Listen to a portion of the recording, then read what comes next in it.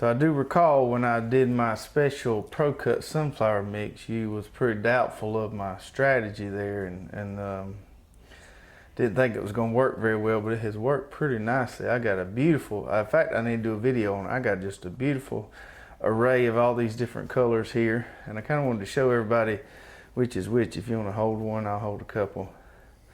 So now I'm still missing a few colors. I don't know if some of them are later blooming than others, but these are the 4 I got blooming right now. So that is your orange. Yep. Right there. Joker? No, these are all Pro Cuts. So that's the red lemon bicolor. This is the plum, and this is the lemon right here. Wow. So what? And I got these things. I mean, I plant them thick with the cedar. Those stalks are just like boom, boom in the ground. So your plan is when you cut them for what we call the vase life, then you can cut them, kind of mix them up. Correct? Right. Yeah, we'll make a little mix out of them. And they did really good. It seems like these 2 bloom first, and then these plum and bicolor ones came along, and then the I'm still waiting on the white ones and the red ones. Now the plum and the bicolor are good ones to grow because they're a little bit different. Everybody likes to grow something a little bit. However, these are the standard to-go-bys right here that make the biggest splash. Those lemon ones are pretty. Yep. But anyway, just in case you're wondering, you want to get you some of those Pro Cuts and mix them all together in a pot, put them in the cedar. It does work fabulous. And those ain't on drip. Those just been overhead watered here and there. I got some more coming along, and I got a spot right now that I'm preparing, a big spot. I'm going to plant me some more sunflowers. What variety? I don't know yet. I'm going to seed them with the cedar. Yeah. And I'm going to seed them thick.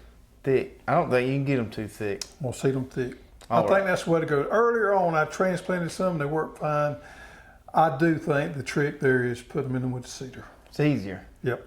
All right, let's say hey to everybody. Hello, everyone, and welcome to the Row by Row Garden Show. I'm Travis. And I'm Greg.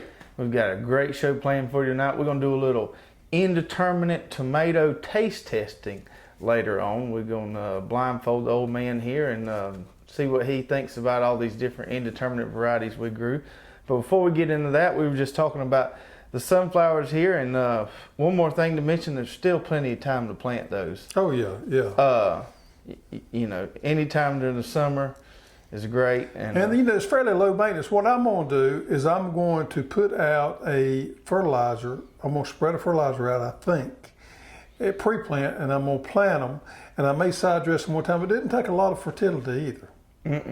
So I used the number 3 plate, which has 6 holes in it. So I was on about 3-inch spacing, but because with the sunflower seed, it's not exactly round seed. You don't get 100% preciseness. So they were in there thick, and man, they all came up good. And I got, what's neat about it, doing them thick like that, is you get several different levels of blooms. You get some that grow up real tall, some that are, you know, about chin high, and just beautiful little assortment in the garden. I think that's the 2 I'm going to plant right there. The orange and the yellow? Don't they look good side by side? They do. They do. That would be pretty. All right, let's move on from the sunflowers. What else do we got going on?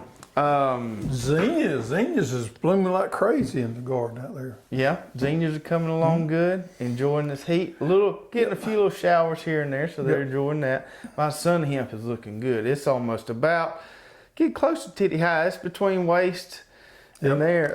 It's that time of the year where we got okra coming in, we got tomatoes coming in, we got watermelon starting to come in, we got the flowers blooming. It's just a wonderful time of the year that you get to enjoy some of that harvest that you've worked so hard at for the last 2 or 3 months. So it's my favorite time of the year. Yeah, a lot of people's putting up vegetables. I think we're going to put up some tomatoes sauce tonight.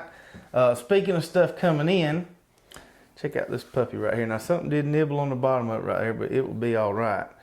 So this is what we call, or what is listed on our site as the Beaver Dam hot pepper, but it's not, it's more of a sweet pepper, not a hot pepper, and we're about to see. Problem I've had in the past for growing these red peppers is patience. Yep. And our gene pool wasn't blessed with a patient gene. No, we were not. And so patience is not one of my strong points. So, you know, I'd always want to pick them or use them before I waited on them to get red. Well, this year I planted plenty of peppers. I got a whole plot of peppers. And they're looking good. I was out there the other day, brought you some bees. I did, and they we'll get to that in just a minute. Yep. So I got plenty of peppers, so I ain't sitting there trying to harvest these that I should wait to let get red. So this is my first one that matured red, and I wanted to give it a try here just to show that it wasn't hot. Now the guy we bought the seed from called it the Beaver Dam hot pepper, but the research I read, and we can smell it first, see if it smells hot. It smells a little like a bell pepper. That would be good stuff right there. It's got just a hair. Just a hair, but not bad at all. All right, that's pretty good. Yeah. That's a solid, it's got a nice thick wall on it, you can see right there. Mm-hmm. It's sweet. Kind of got like sweet a heat. Citrusy heat. Yeah. Heat to it, but not overwhelming at all. No, that'd be a good stuffer.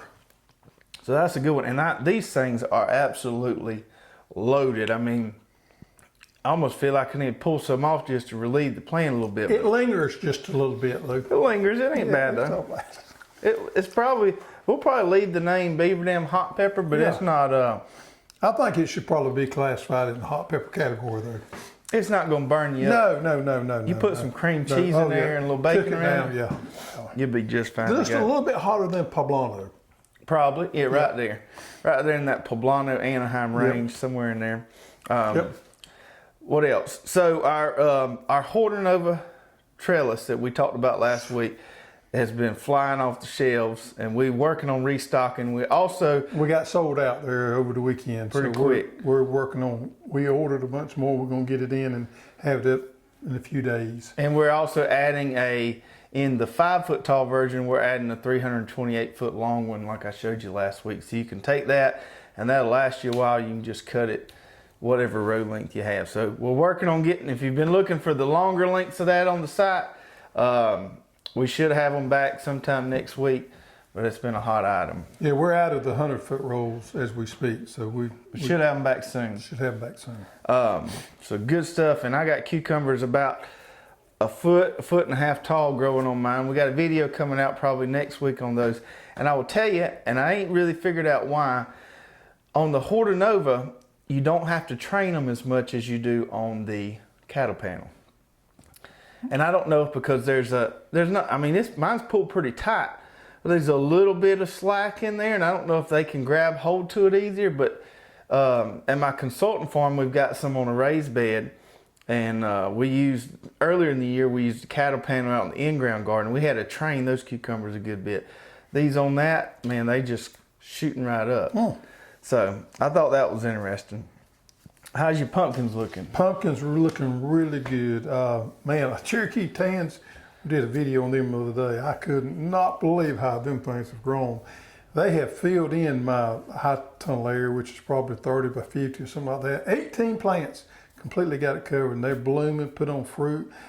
The blue bayous that I'm growing, whew, man, those things are nice. I'm ready to eat some. I'm ready for them to get ready. I went out yesterday. I got a little powdery mildew on them. I'm debating whether to treat it or just let them go, because I think I've got enough mature fruits on there. So got a lot of things going on. Let's just, for tickles and giggles, just let me ask you the question, and I'll answer it myself too. So what in the garden this year has surprised you? Surprised me. Pleasantly surprised you. I could go a couple different ways. Just give me one. Okay, just give me one. I would say, because this is something that happened very recently. You just, was it last Friday, brought me some bees out to the house there. And I got my second run of squash that's starting to make.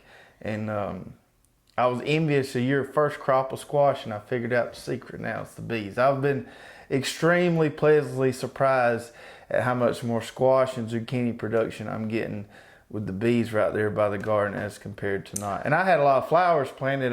Had some native pollinators in there. It wasn't like I was void of pollinators, but adding those bees, man, that just made a world of difference. Unfortunately, one of the most common problems we see with the home gardener is poor pollination. Yeah. People send us pictures all the time of squash fruits looking kind of funky. Or rotted on the end. Yeah. Yeah. And We see that, and it's not an easy fix. I mean, I wish I could say, well, I got a product for $19.99. I can say you take care of that, but it's not an easy fix. Yeah, and everybody can't have bees. And everybody can't have bees. That's right. So the thing that has pleasantly surprised me in the garden so far is my Brickyard variety of tomatoes. Oh yeah. I did not expect them to perform as well as they have. Plants are extremely vigorous. I dare say they've outgrown everything I've had in the garden as far as tomato-wise, with the exception maybe of the sun golds. Fruits are nice, really strong disease resistance. I'm interested to do the taste comparison between the 3 hybrid varieties that we have and see how they stack up. But I have been surprised for the Brickyard variety. Yeah, we're gonna do that next week. I did not expect it to do as well as it did. Yeah, I've in different areas I've seen some of those 3 do better than others, and I've got some theories on why some are doing better in other areas, and we're going to talk about the determinate ones and do a taste test with those next week. Yep. This week we're going to focus on the indeterminates. Before we get that, one more thing: silage tarps. Yep.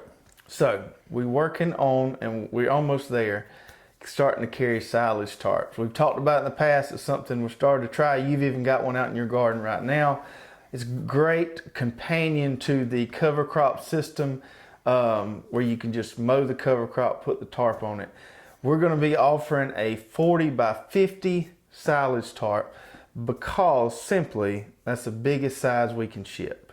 Now we may offer some smaller ones. We may end up going to a 30 by 30. We'll see. Yeah. Now here's the thing. Well, don't get hung up on that 40 by 50 size, because if your garden's half that size or a third of that size Just or fold twice it that over. size, the way we got this thing designed, you make it work for what you got. Fold it over to whatever size plot you got. If you got a bigger plot than that, you put 2 of them out there and overlap them.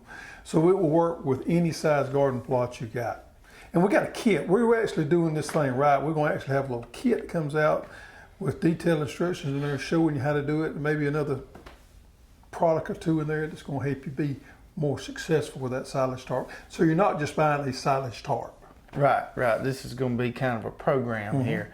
So be on the lookout for those in the next few weeks. We hope to be able to get those together as people are, getting ready. Some of you planted cover crops early, probably getting ready to mow those What down. this is going to do is going to allow you, the home gardener that may not have access to some of this high dollar expensive equipment that other people's got, to be just as successful and use some of the same strategies with this tarp, because this tarp system is going to be fairly inexpensive, and you can take it and it'll fill in the gap for a lot of things out there that would replace some of this really expensive equipment. Yeah, and not only can you use it to extinguish a cover crop, you can use it to make a new garden plot. Yep. So it's going to be, and we're going to carry the black. It'll be black on both sides.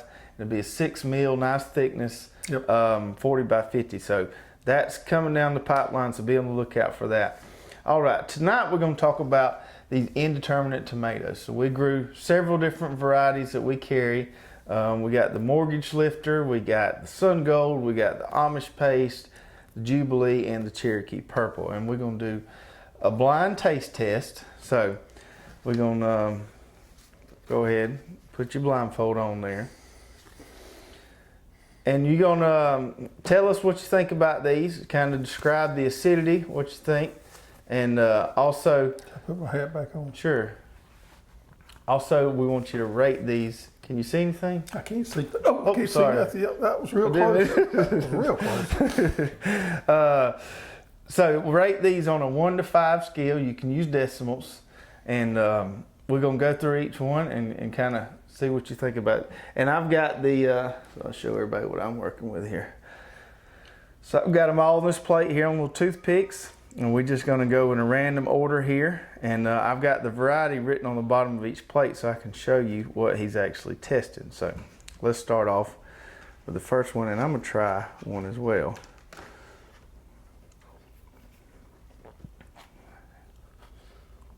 Where you at here? Right here. Okay. Got it? Got it. So this is this variety here. Nice scent to it. Yeah, am I ready? Yeah, you're ready.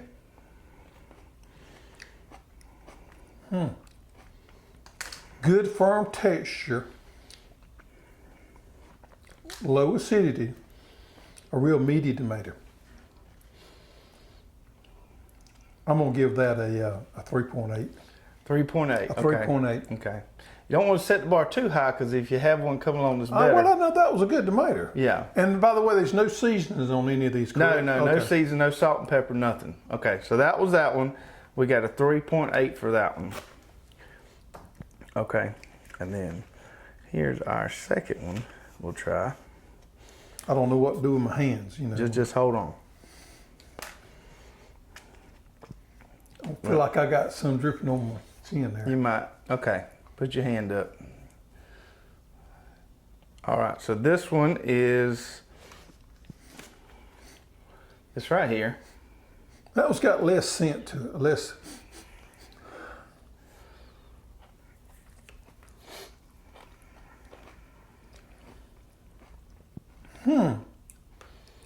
That has a little more flavor on the front end and less on the back end there. It's real subtle after you taste it and go in there. Not as profound as flavor on the back end. The front end was good. If I had to guess, I'd say that was yellow pear. I mean, sun gold, excuse me, sun gold. Let me give that a 3.2. 3.2. I could be wrong on the sun gold thing. You were wrong. Yeah, I could be that bad wrong on that. Okay. 3.2 though, we'll go with that. The other one had more, the first one had more smell to it and a little more intenser, meatier, firmer flavor to it. I like your analysis. Yeah. Okay. If I can get it on the stick. Okay. Got it? Yeah. All right, so this one is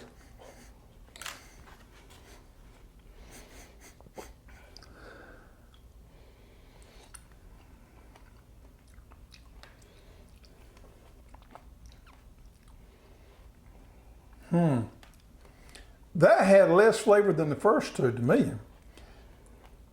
It was firm and it was it had a satin silky texture to it that resonated throughout. yeah. Yeah. With a hint of earthiness. Okay. I'm gonna go with a 2.9. 2.9 on that one. 2.9. Yeah. Okay. Okay. And then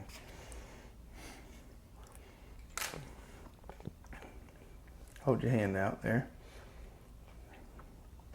So this one right here is,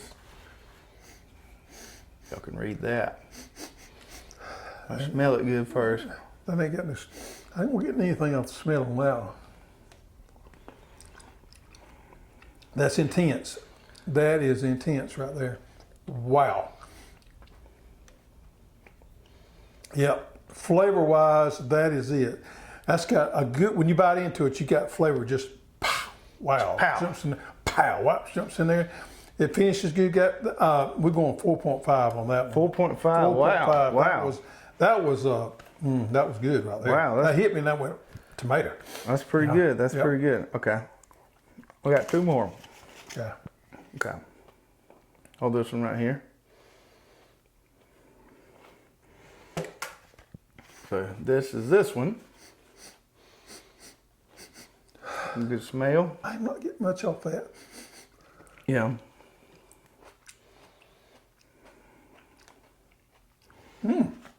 That's kind of weird. It had a little bit of a pepper flavor there on the end of that, just a little bit.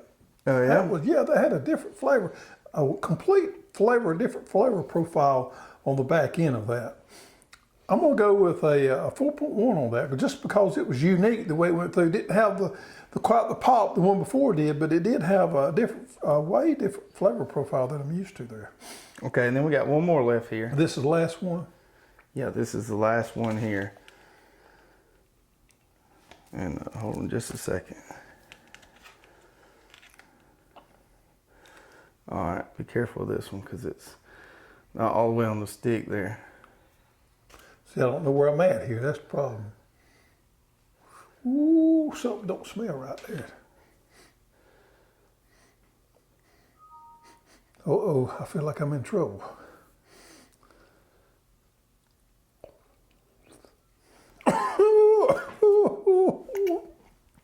I'm in bad trouble. What do you think about that one? Like I've been duped.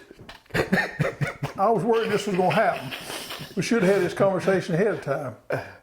That one's got just a little bit of heat to it. You know that variety there is called ghost pepper. Ghost pepper. Yeah. Yeah, that's a good one there. It's very intense, and it pops right off the get-go. We're just going to leave that one alone. We're not going to rate it right yet. All right. You can. I can take it off now. You can take your blindfold off. How you doing? I'm okay. You okay? Your eyes look a little watery. Well, I'm interested to see how that turned out. So,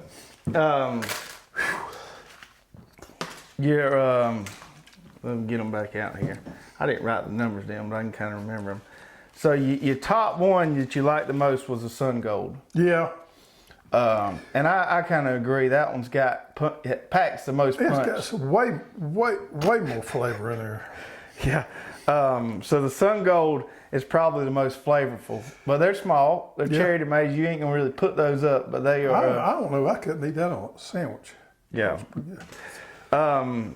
The least favorite one was the Mortgage Lifter.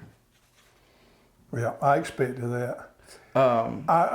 They grow nice, big, meaty tomatoes, but they don't have a lot of flavor to me. I've not been real excited about them in my garden this time. They're a very popular variety. We carry them. A lot of people like them. First year I've grown them, but it's not. Apples to apples, they don't match up. And then in the middle here, or kind of right under the Sun Gold, you like the Jubilee second best, which is another yellow one. So it seems like your taste buds favor the more yellow citrusy flavor than the kind of red acidic meaty flavor. Mm-hmm. And I did see someone commented. Someone commented. I had an inkling something like that may happen.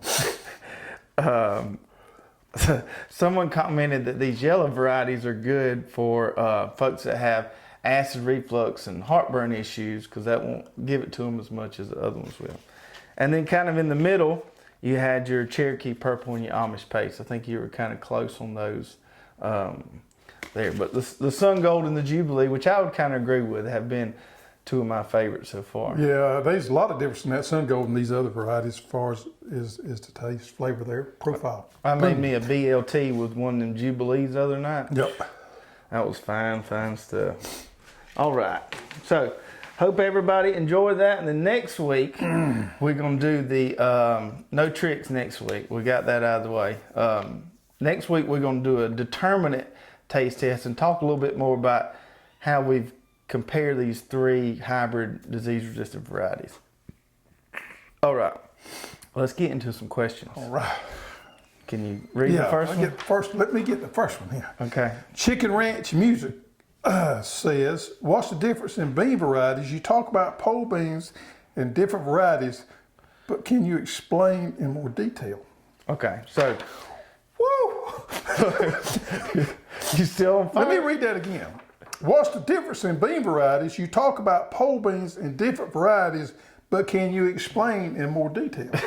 So when we talk about beans, we mainly talk about pole beans and bush beans. You could also get into dry beans versus fresh beans. We won't go there. Pole beans need some kind of trellis. They need to be grown vertically. So you can grow them some people grow them on a fence. Some people grow them on a cow panel. That Hortonova trellis we got now works great for them. So they're going to grow vertically. You stand up and pick them for the most part, besides the ones that are lower to the ground. If you're confined with space, I think the pole beans are a good addition for small gardening because you can grow vertically. Here's the only difference I can tell you. A lot of people nowadays like these French variety of beans that they stir fry. You clip the ends off, you stir fry them. They're real slender, they're stringless. Those are a lot more available in the bush than they are in the pole beans. I'm only familiar with maybe one pole bean that you can get with this French type bean. So the pole beans kind of tend to be more of heirloom varieties. Some of them are flat, they're round. Mm-hmm. And then the bush beans are all across the board. You can get whatever type of profile you want to get. And French beans is your thing, the long slender ones, probably end up going with a bush bean. Yeah, on your bush, the productive varieties of bush beans, I would say you probably per square foot are going to get more beans than you will with the pole beans. But Your pole beans, to me, have a little bit more flavor to them, complex flavors to them. your bush beans, you're just gonna need to get in the right mindset and get you a bucket and get out there and scoot on the ground and pick them. Yep. All right, our second question here is from John Tinbarge, and he says he would love to get a hold of our pickled okra recipe. John, we use this book right here a lot. And the okra recipes, the pickled recipes, we've used 2 of them are in this book here. And this is a great book to have, especially this time of year. So if you'll send us your address, I will send you one of these books. And if you're wanting some of those recipes, we have a few of these books left on our website. We do. This is one of my favorite books. I think everybody should have this in their kitchen. Yeah, fine little resource there. The You can Pickled look Pantry. stuff like that up on the internet, but just having that book handy to flip open. Yep. Pickled Pantry. Pickled Pantry. All right. And what's our last question there? MJP wants to know, what is the spice you put on maters, not tomatoes, but maters in the beginning of the video? All right, so we've had a lot of people ask about this, and we've used it and hadn't talked about it. So this right here is called Cavender's. Cavender's Greek seasoning. And I can't promise you find this all over the country at every supermarket, but it's a pretty popular If not, treat. I'm sure you can order it online, but I use it on everything. It's my favorite seasoning all around. And I've been through a bunch of them.